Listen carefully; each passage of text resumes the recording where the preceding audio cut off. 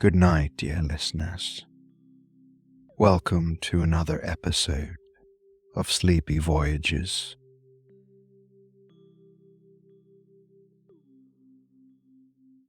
Before we tuck you in tonight, voyagers of the night sky, we have a small but crucial request. As your eyelids grow heavy and the soothing tones of Sleepy Voyages guide you to the realm of dreams, remember the peace, serenity, and comfort that we bring to you every night, just as a lighthouse guides lost ships. In the darkness, your reviews help other restless dreamers find their way to us. By leaving a review and sharing your thoughts on your experience, you are reaching out to other insomniacs lost in the night, guiding them towards restful sleep. Take a moment before you drift away to click on the Leave a Review button on your podcast app. Help us extend our galaxy of tranquility to all those who seek the solace of sound sleep. And once you've done that, feel free to slip back under the covers of our sleep stories, ready to be whisked away on another sleepy voyage. Remember, your stars light the way for others. Every review, every rating helps us create a bigger, more beautiful universe of peace and rest.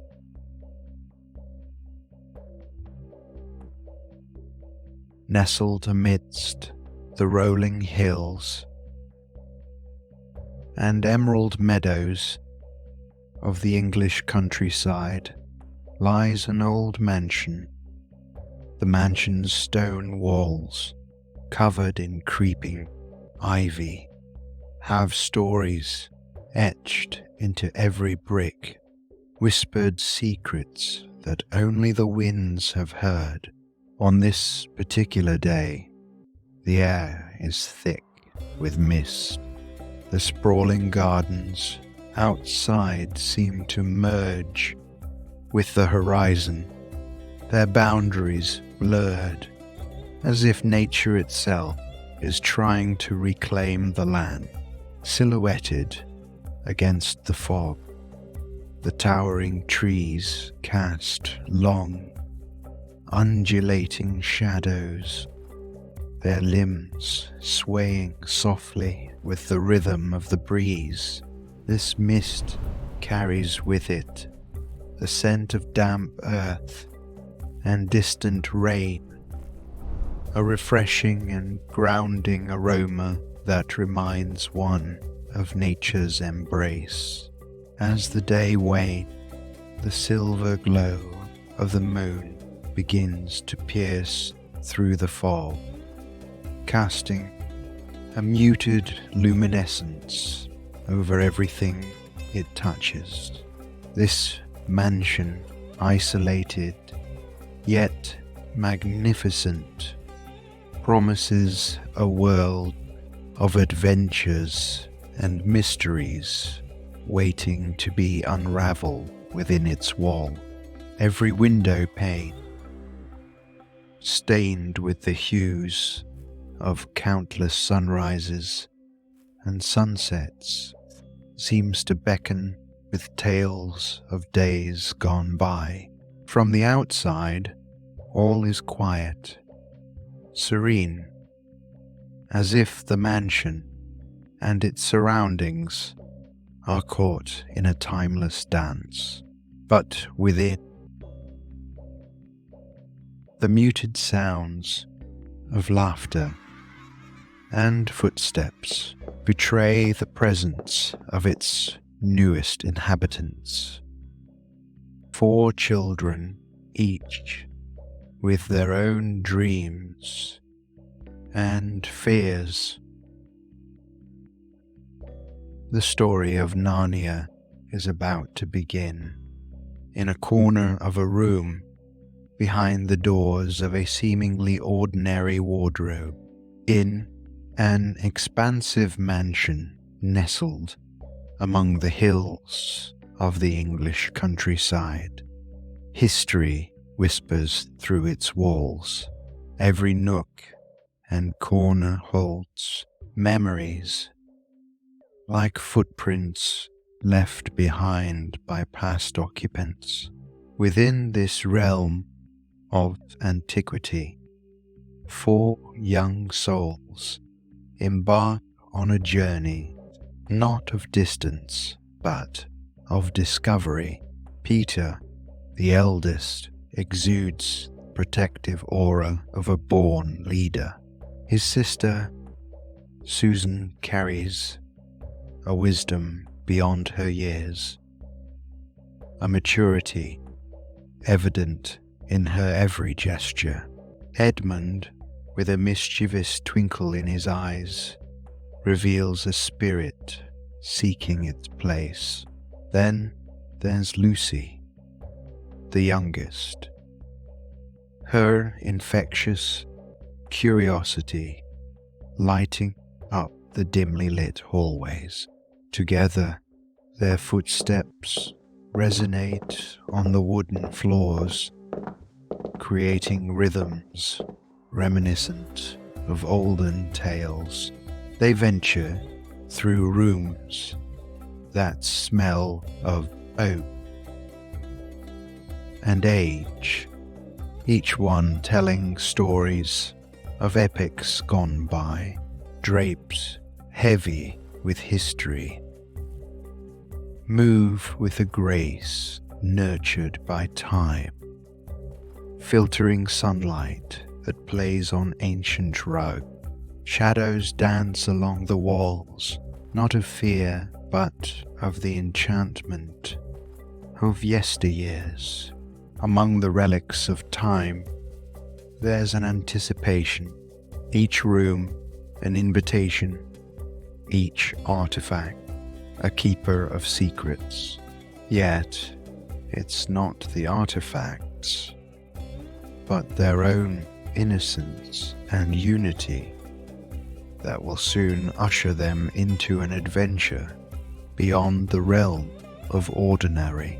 In such a vast mansion, with its tapestry of tales, one could easily get lost. But isn't that the very essence of childhood? To lose oneself in the boundless plains of imagination, where every corner turned is a new story waiting to unfold. The children, each in their unique way, weave together the threads of curiosity, courage, and wonder. In their exploration, they're not just uncovering the history of a mansion, but setting the stage for their own tales in the annals of time. In the heart of the mansion, a particular room lay untouched by time. Its walls were lined with portraits and paintings of ancestors, each capturing a moment of stillness. A richly patterned carpet blanketed the floor, but the room's centerpiece, its crown jewel, carved meticulously from dark mahogany, its doors displayed intricate designs of woodland creatures and mythical beings. Each curve, each etching told a story, silently calling out to those with the heart to listen. This wasn't merely a piece of furniture. It held the weight of countless dreams and secrets. Its grandeur was undeniable, standing tall and proud, much like a sentinel guarding a kingdom's gates. The brass handles gleamed in the muted light, almost as if beckoning someone to open them. On closer inspection, the faintest scent of cedar wood and mothballs wafted from its seam. This was no ordinary wardrobe, but a relic, a bridge to another time with bated breath. Anyone nearby might feel a magnetic pull, an invitation to discover what lay beyond its doors. Yet, for all its magnificence, the wardrobe's true magic was not just in its appearance, but in the promise of adventure it held within. The aged wardrobe stood there, its wood grain reflecting years of memories and stories yet untold. The scent of old timber and polish wafted through the air as Lucy carefully opened its door. Her small fingers brushed against soft furs, each coat hanging with a dignified grace from the interior hooks. With each step, the sensation underfoot shifted. Beyond the furs, the confines of the wardrobe seemed to melt away. Suddenly, the chilled air kissed her cheeks, tingling with a freshness only winter could bring. Lucy looked around to find herself surrounded by a pristine white landscape.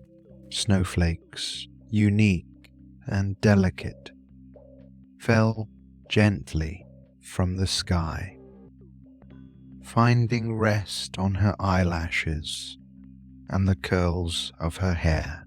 The wardrobe's boundary had been transcended, and Lucy found herself standing in a world untouched by the footsteps of her reality.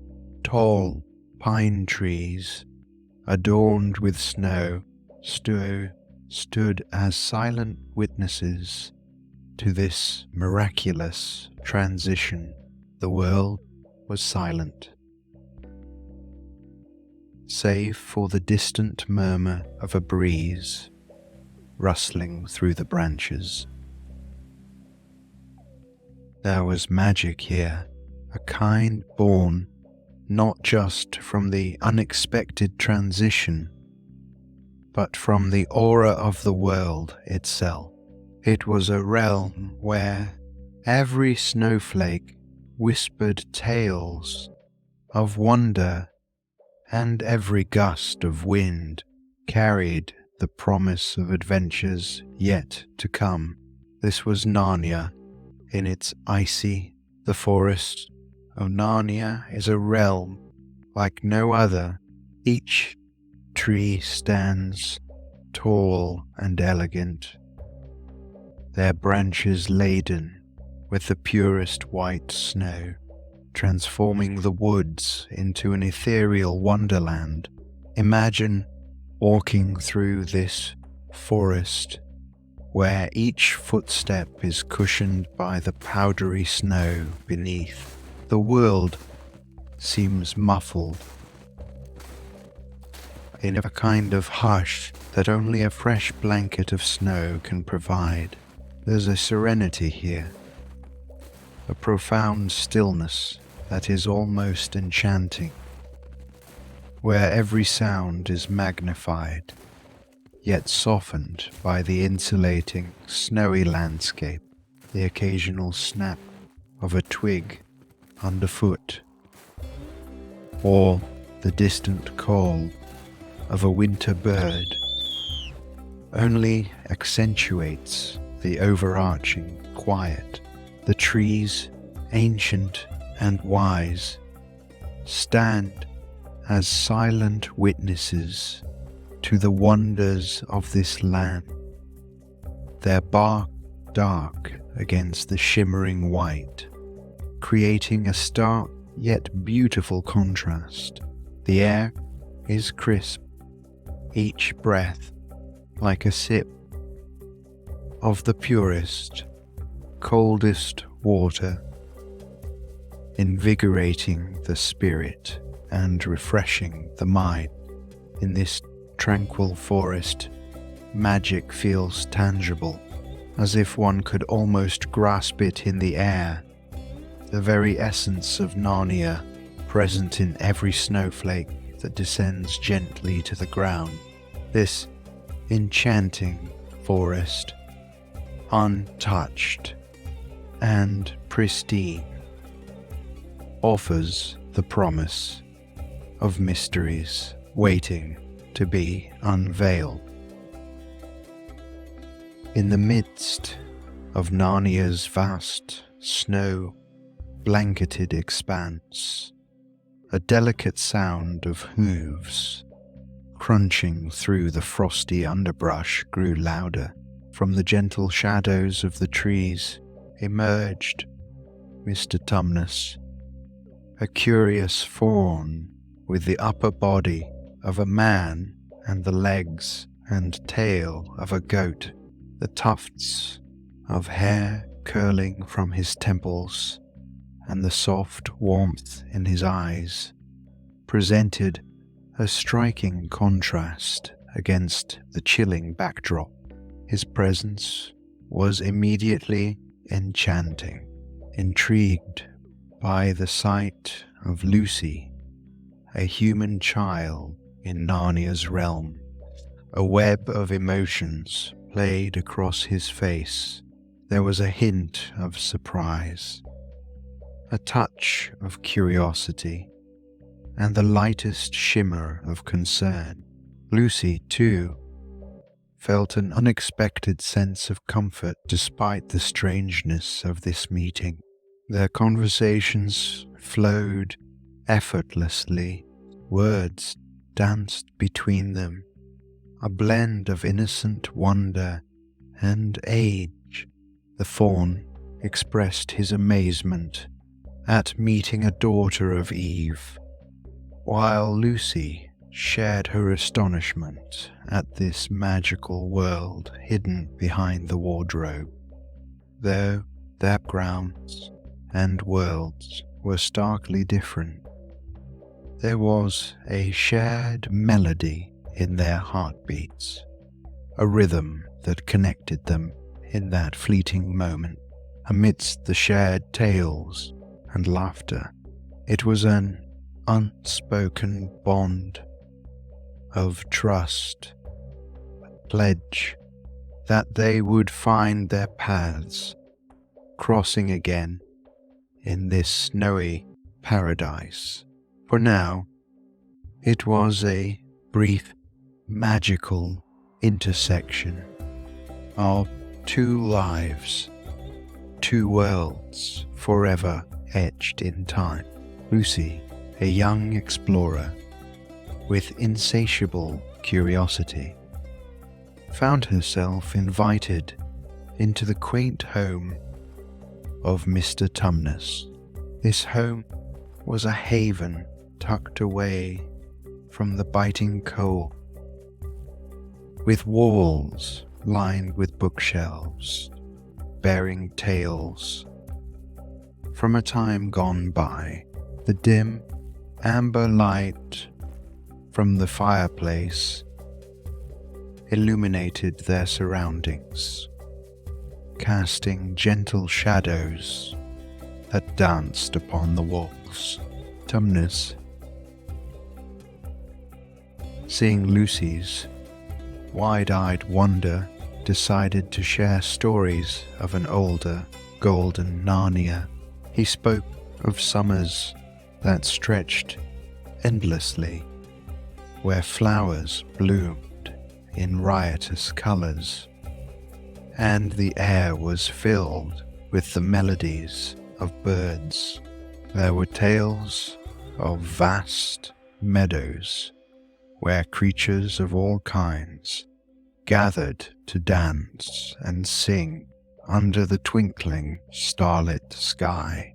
He reminisced about clear streams which mirrored the blue of the sky and were populated by playful naiads and water spirits.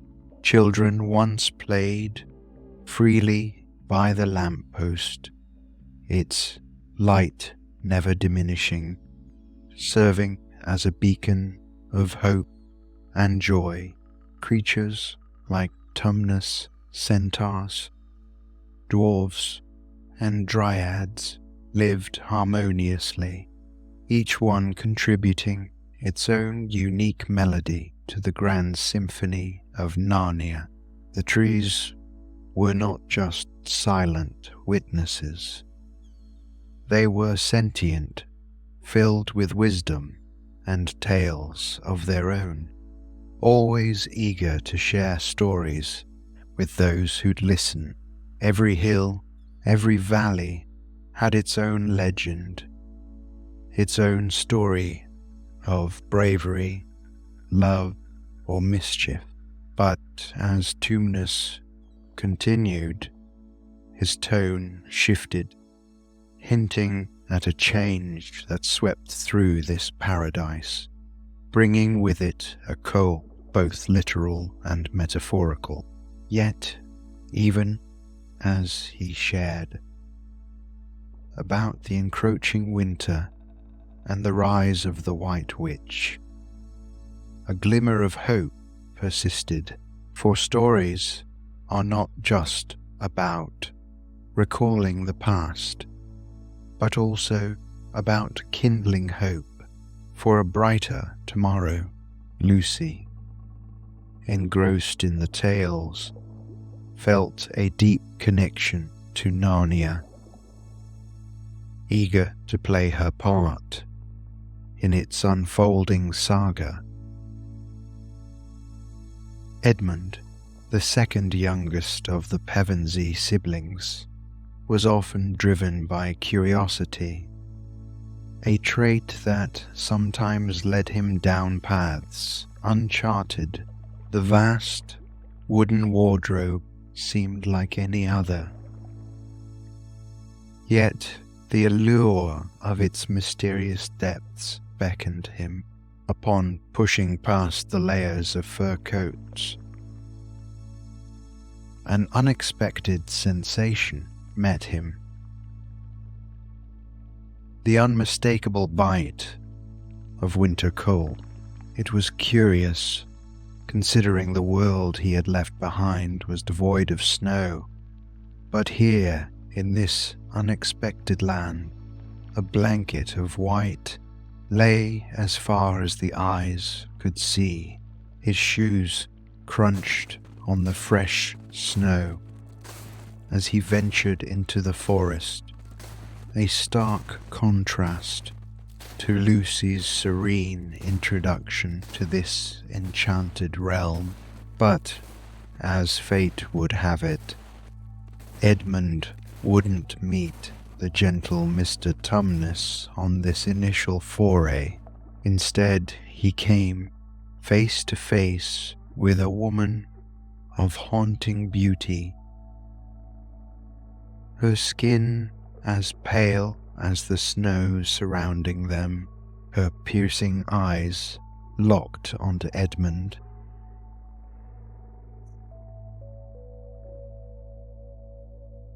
Examining him with a mixture of curiosity, her tall, imposing figure, garbed in white, was complemented by a crown that signaled her regality. A sense of unease enveloped Edmund, yet he couldn't pull away from her magic gaze. This was the White Witch, ruler of Narnia, during its 100-year winter, a force who knew how to wield her power to get what she wanted. She was not a monarch, but a cunning enchantress, well versed in the art of seduction and manipulation. The air seemed to grow colder in her presence, and Edmund could feel the weight of the choices that lay ahead. In the wondrous land of Narnia, magic wasn't limited to its enchanting landscapes or mystical creatures. It manifested in the smallest of things, even in the food that one consumed. Yet, in her hand, she held something that contradicted that coldness. A box filled with sweet treats. They weren't just any treats, they were Turkish delight. Now, for those unfamiliar with Turkish delight, it's a confection made primarily from sugar, starch, and flavorings, orphan rose or lemon. But this wasn't just any ordinary Turkish delight. It was magic, infused, ensuring that anyone who tasted it would crave it endlessly. As Edmund took a piece and placed it in his mouth, the world around him seemed to change. Each bite was a burst of sweetness, a tantalizing sensation that seemed to envelop his entire being. The delicacy melted in his mouth, the sugary syrup combining with the soft jelly-like consistency, sending waves of pleasure through his senses. However, with each piece he consumed, he felt an increasing sense of yearning. It wasn't just a physical yearning for more of the sweet treat, but an emotional and mental one, binding him closer to the witch with every bite. The Turkish delight held a power over Edmund, a power that blurred his judgment and made him momentarily forget the world he came from. Such was the allure. It represented temptations we face in life, the choices we make when presented with immediate pleasure, often overlooking the broader consequences. For in Narnia, as in life, not all that glitters is gold, and not all sweet treats are free from strings attached. Jadis, the White Witch, had known exactly how to ensnare him, using promises and sugar-coated lies. She rode in a grand sleigh, drawn by reindeers, with a crown that shimmered like the stars. Around her, the air seemed even colder, the snow more biting.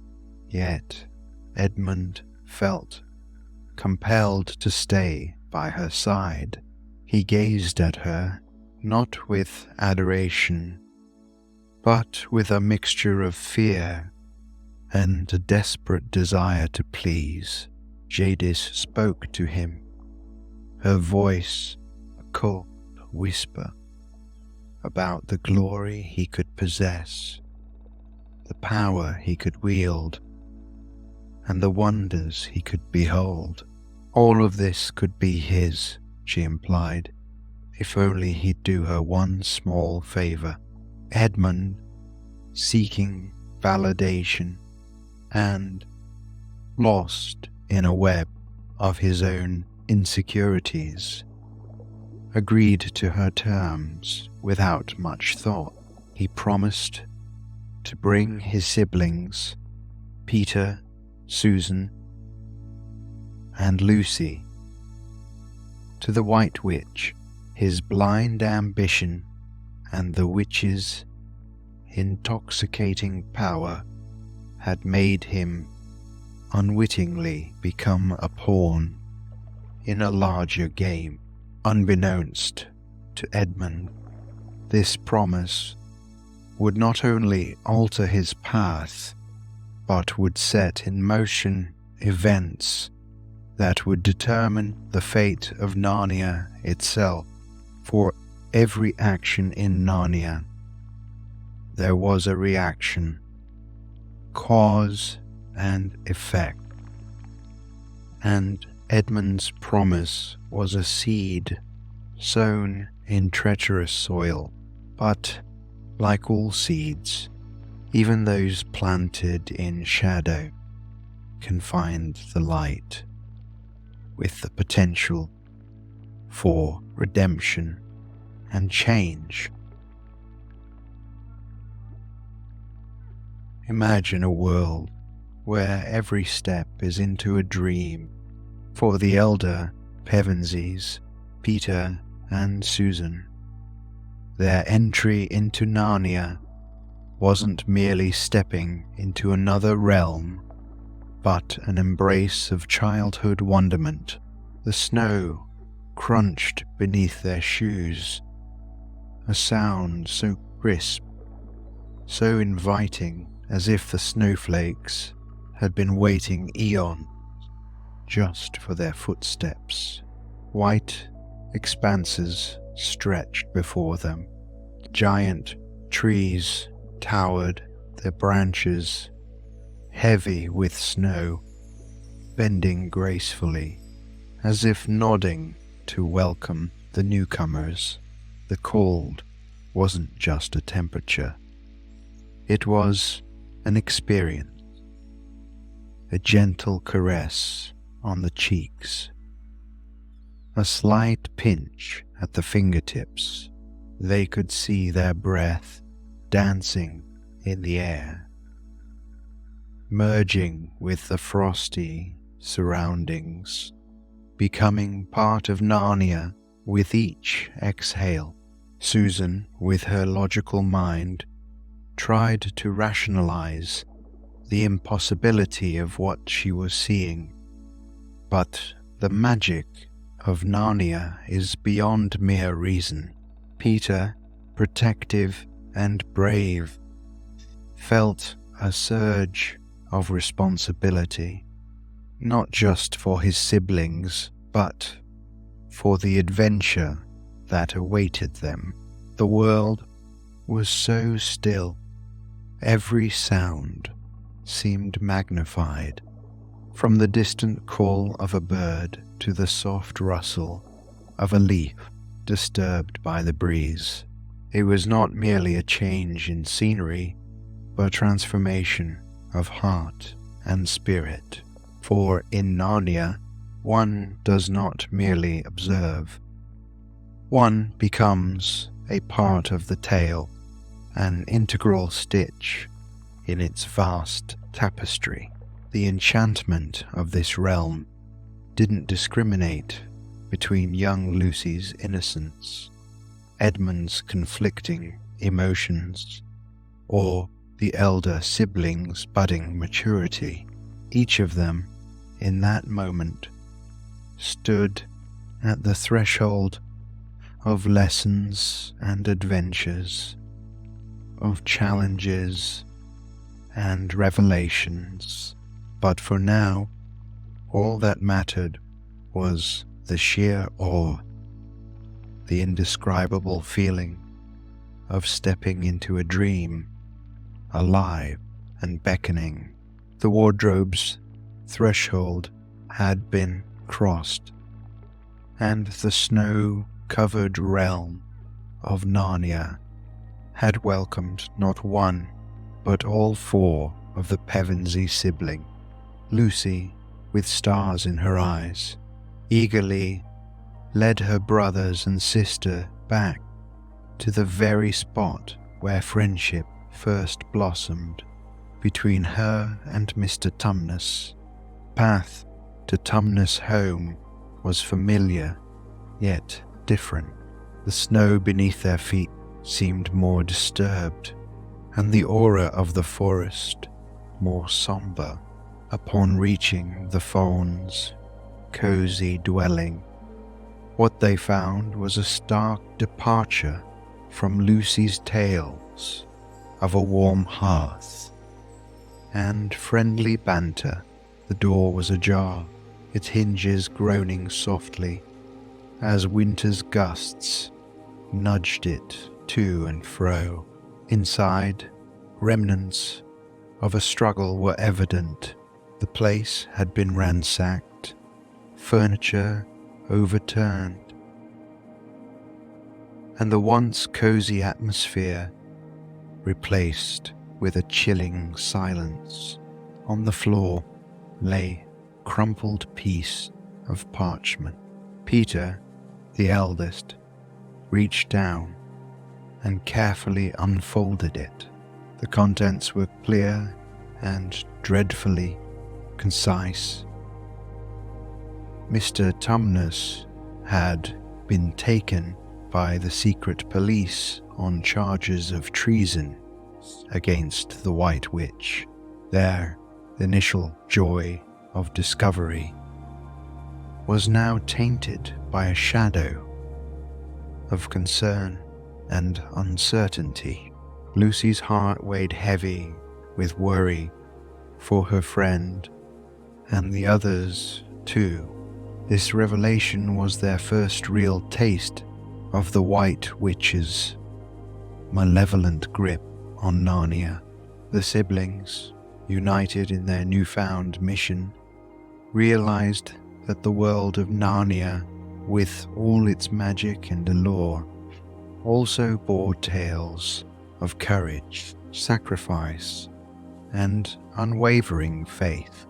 Lost and unsure in this land of snow and magic, fate smiled. As they met Mr. and Mrs. Beaver underneath the snowy surface, their new friends had carved out a dwelling, warm and inviting, filled with the smell of fresh pine and wood smoke. Inside, around a wooden table, the siblings listened intently. The soft glow of candlelight illuminating their curious faces. The beavers, with a blend of excitement and caution, began to unveil the deeper mysteries of Narnia. The tale they wove was one of legend, of a time when Narnia was not trapped in perpetual winter, and when creatures of all kinds lived in harmony.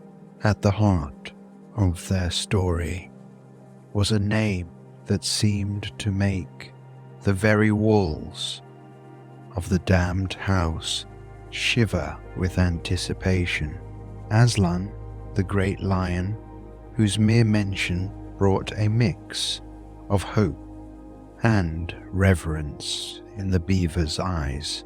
He was not just a creature of immense power, but also of unmatched wisdom and love for Narnia and its inhabitants. They spoke of a prophecy, one that had been whispered among the trees, sung by the rivers, and carried by the winds for generations. It told of 4 humans, 2 sons of Adam and 2 daughters of Eve, who would play a pivotal role in shaping the destiny of Narnia. With every word, the weight of their purpose in this realm became more evident to the Pevensies. The beavers, sensing the gravity of their tale, also shared moments of lightness, offering comfort with stories of Aslan's benevolence and the joyous days that once were. The evening deepened, but inside the beaver's home, a flame of hope, fueled by tales of prophecies and a lion's roar, had been kindled in the hearts of the young visitors. It was said that when 2 sons of Adam and 2 daughters of Eve sat on the thrones of Caer Paravel, the White Witch's reign would end. But prophecies aside, it was the palpable pain and suffering of Narnia's inhabitants that truly drove the brothers. The talking animals, the mythical creatures, and the magical beings. They all longed for a change. Peter began to harness his innate leadership qualities.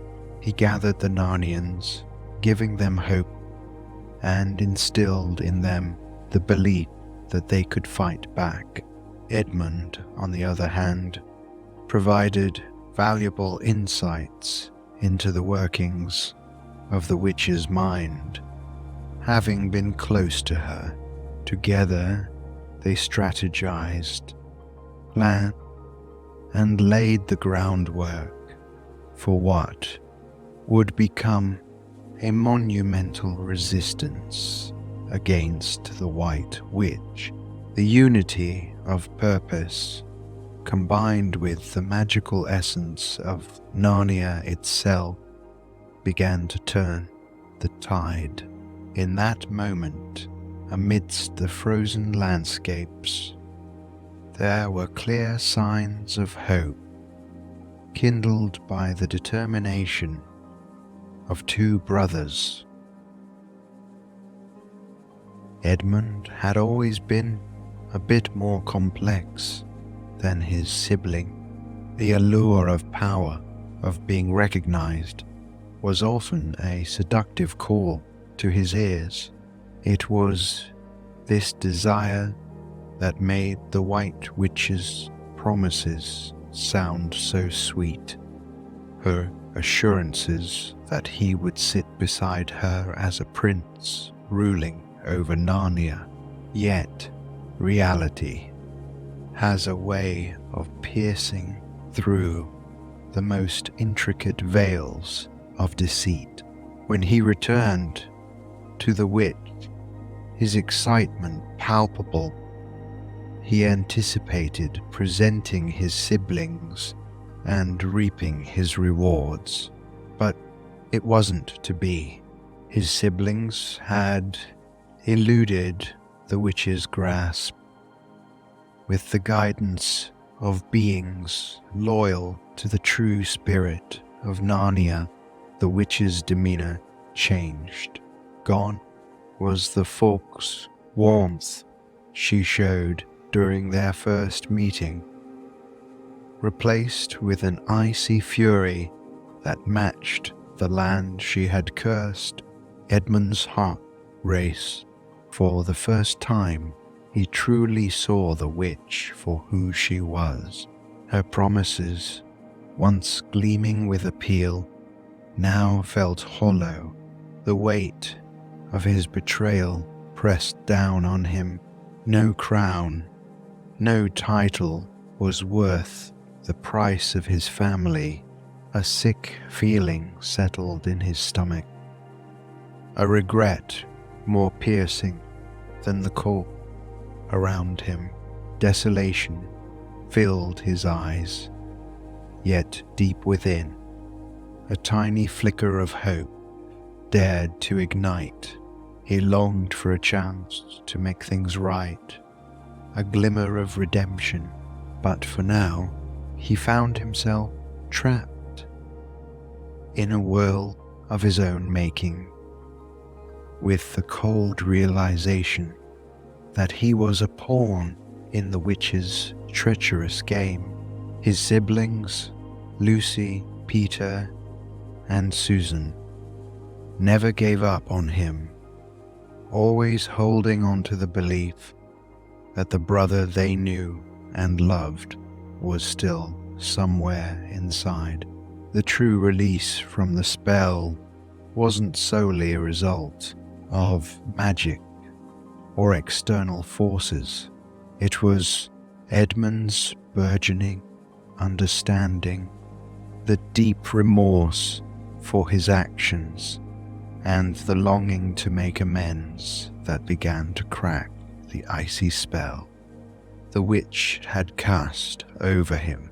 But the linchpin to his redemption was the majestic figure of Aslan, the noble lion's presence. His deep, understanding gaze held the power to heal not just physical wounds, but the scars of the spirit and soul. When Aslan, with gentle authority, forgave Edmund, it wasn't just a pardon for his actions, but a release from the internal chains that bound him. It served as a testament to the idea that redemption is attainable, no matter how dire the circumstances, and that love and understanding can dispel even the darkest enchantment.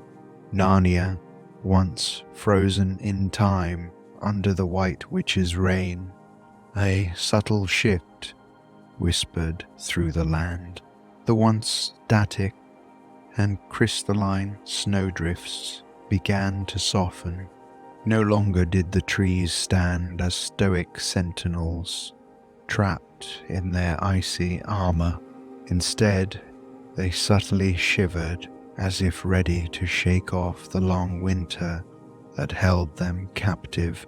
Each dripping icicle became a testament to the transformative power of change.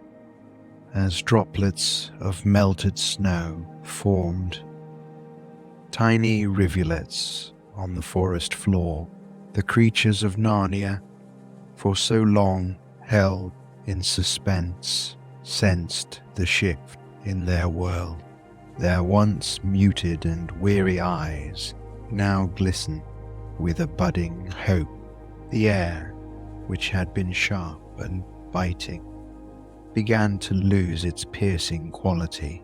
It became, ever so gradually, gentler against the skin, carrying a hint of warmth. The ground, once hard as iron, now gave a little underfoot, a promise of the soft earth that lay beneath. In hidden corners of Narnia, early blooms dared to pierce through the receding snow, heralding the promise of spring. With each passing moment, the land echoed, a silent yet profound anthem. This was not merely the end of winter, it was the dawn of hope, the prelude to a renaissance that had been whispered about in hushed tones among the Narnians. It was the magic of faith and imagination breaking the chains of despair and heralding a new chapter in the Chronicles of Narnia. The land of Narnia, once caught in the throes of eternal winter, began to exhibit small yet momentous shift. Hints of a transformation crept through the forests and valleys as distant bird songs broke the chilly silence. In the midst Narnia's rebirth, we find a moment to pause and reflect on the journey thus far. Imagine standing at the edge of forest glade. Around you, the trees are tall and strong, their branches swaying gently in a soft breeze. The air is crisp, filled with the scent of fresh pine and blossoming flowers. Aslan's roar has resonated far and wide, a sound that instills both awe and comfort. Imagine that energy, the essence of hope and bravery, filling the space around you. With each breath, let that energy fill your being, starting from your toes and working its way up till it reaches the crown of your head. The weight of the world feels lighter here. The battles fought, the challenges faced, are not just tales from a distant land, but reflections of our own struggles and triumphs. Allow yourself to draw strength from Narnia's heroes, knowing that within you lies the same boundless courage and unwavering faith. As the breeze caresses your face, let go of any lingering worries or stresses. This is a sacred space, a momentary sanctuary in the midst of an epic saga. Inhale deeply, absorbing the magic of Narnia and all its lessons. Exhale slowly, releasing any remnants of doubt or fear. Remember, faith is our most potent magic, and imagination is the door to endless possibilities. Embrace this moment, letting the world of Narnia envelop you. As you find peace in its embrace, the trees, the glade, the essence of Aslan himself are all here to remind you of the power within. Take another deep breath, feeling rejuvenated, centered, and ready to journey on. In the heart of Narnia, where tales of bravery and magic intertwine, the world is alive with possibilities. The Pevensie, yet, as in any good tale, there are moments when one must pause and rest. The adventures, the challenges, the victories, and the losses, they all have their place in this intricate tapestry. But just as the heart of Narnia beats with fervor and passion, a rhythm that calls for reflection, for absorption, and as night blankets the land, the stars overhead become the silent witnesses to tales of yore and dreams of what's to come. As a comfort in knowing that while the tale pauses, the magic never truly ends. In the gentle embrace of night, let the narrative cradle you, wrapping you in its embrace. The trees, the rivers, the creatures, they all hum a lullaby of promise and anticipation. For in the world of stories, alls is as precious as the journey itself. Rest now, for tomorrow the tale shall unfold anew, with mysteries yet to be unraveled, and horizons yet to be explored. But for this moment, let the world of Narnia be your anchor to slumber, a realm where dreams take flight and where every sleeper becomes a part of its eternal story. Good night.